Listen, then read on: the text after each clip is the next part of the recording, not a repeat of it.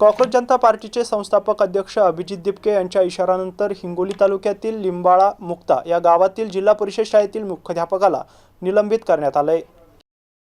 हिंगोली तालुक्यातील लिंबाळा मुक्ता या गावातील जिल्हा परिषदेचे मुख्याध्यापक शाळेतच बसून दारू पिऊन झोपलेल्या अवस्थेत आढळून आल्याचा व्हिडिओ व्हायरल झाला होता। मागील 2 वर्षांपासून लिंबाळा मुक्ता या गावातील नागरिकांनी मुख्याध्यापकाला निलंबित करा अशा मागणीचे अनेक निवेदने दिली होती। जिल्हा परिषद प्रशासनाने मागील 2 वर्षांपासून आतापर्यंत ग्रामस्थांची मागणी पूर्ण केली नव्हती। ही माहिती कॉक्रोच जनता पार्टीचे संस्थापक अध्यक्ष अभिजित दिपके यांना कळाली असता त्यांनी 18 ऑगस्ट रोजी हिंगोली तालुक्यातील लिंबाळा मुक्ता येथील जिल्हा परिषद शाळेसमोर गावकऱ्यांसोबत ठिय्या आंदोलन केले असता अवघ्या काही तासात लिंबाळा मुक्ता या गावातील जिल्हा परिषदेतील मुख्याध्यापकाला निलंबित करण्यात आले। आवेश शेख, एमसीएन न्यूज, हिंगोली।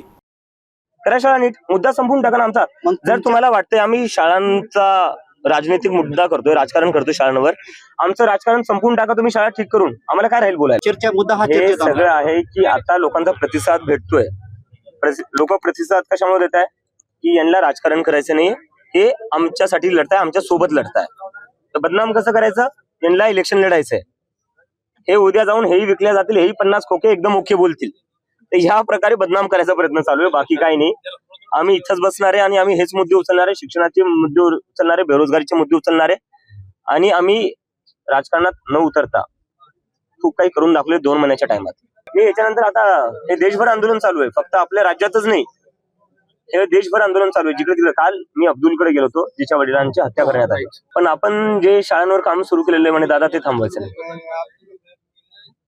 म्हणे, शाळा आपण ठीकच करून माझे वडील नाही राहिले आज, पण आता त्यांचा ज्या गोष्टीसाठी जीव गेलाय, ज्या गोष्टीसाठी त्यांची हत्या करण्यात आलेली, ती वाया नाही, त्यांचं मृत्यू जो आहे तो व्यर्थ नाही गेला पाहिजे। शाळांवर आपण काम करत राहून अब्दुल, मला त्याचे वडील जाऊन 1 आठवड्याने झालाय, तो मला बोललाय की याच्यानंतर आपण अजून जोराने काम करायचं आणि आपण जोपर्यंत शाळा नीट नाही होत तोपर्यंत लढायचं। परिस्थिती वेगळी होती, बहुतेक तुमचे डोळे पाणावले। नेमकं डोळे पाणावण्याचं कारण काय? कारण परिस्थिती बिकट दिसेल तुमच्या डोळ्यावरून। हे मुलं एवढे स्वतःचे वडील जाऊन पण तो जर म्हणतोय की नाही आपण शाळा नीट करायच्या, मानसिकता बघा त्या पोराची, देशावरचं प्रेम बघा, लोकांवरचं प्रेम पहा। आणि हे काय करतात, हे आपल्याला हिंदू मुसलमान मध्ये वाटतात, पण त्या अब्दुलचं देशप्रेम बघा, त्या अब्दुलचं लोकांवरचं प्रेम बघा, शिक्षणावरचं प्रेम बघा। स्वतःच्या वडिलांची हत्या झाल्यानंतर म्हणतोय की नाही शिक्षणावर काम करायचं, आपल्याला शाळा नीट करायच्या, दादा हिंमत तोडू नको। त्याचे वडील मिळाले होते आणि तो मला म्हणतोय की तू हिंमत हारू नको दादा। आणि त्याला आम्ही म्हणलं नाही अब्दुल, आम्ही तुझ्यासाठी कंपन्सेशन मागू। तो म्हणला मला कंपन्सेशन नकोय, वडिलांच्या नावावर एक गरिबांसाठी चांगली शाळा असली पाहिजे। नाही आपला देश तर मी जसं आधीपासून म्हणतोय, मागच्या 10 वर्षात जे देशात राजकारण झालेले, जी देशाचं राजकारण बदललंय, त्याच्यात कुठं ना कुठं आपल्याला जाती धर्मात वाटून देण्यात आलेले, आपापसात भांडणं लावण्यात आलेले, आणि हे लोक त्याच्यावर आपली पोळी भाजून घेत आहेत।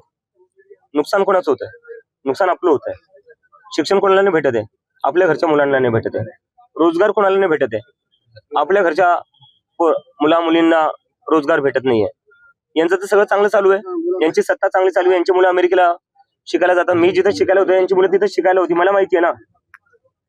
पण नुकसान कोणाचं होतंय? नुकसान आपलं होतंय। हे आपल्याला जाती धर्मात वाटून स्वतःचा फायदा करून घेताय, नुकसान आपलं करताय।